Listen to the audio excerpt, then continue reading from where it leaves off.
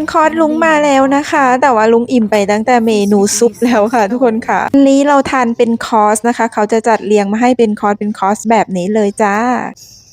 อันนี้เป็นเมนูปลาแซลมอนราดมาบน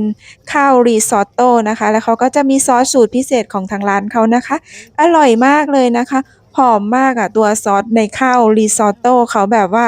ทานเข้าไปแล้วชื่นใจมากเลยอะแต่ด้วยความว่าลุงอิ่มมากๆนะคะทุกคนค่ะลุงทานไม่หมดนะคะ ลุงทานไปแค่ชิ้นเดียวแต่ว่าชิ้นที่2คุณผู้ชายทานให้จนหมดค่ะ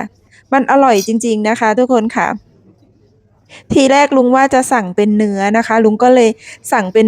Red Wine มาแต่พอคุณผู้ชายเขาก็สั่งเนื้อไปแล้วลุงก็เลยอะอย่างงั้นฉันขอสั่งเป็นปลาแล้วกันลุงก็เลยได้ Red Wine มาทานกับปลาจริงๆแล้วมันต้องเป็น White Wine นะคะมันถึงจะเข้ากันกลมกล่อมได้ดีแต่ว่าไม่เป็นไรค่ะลุงดื่มได้ทุกอย่างจริงๆค่ะ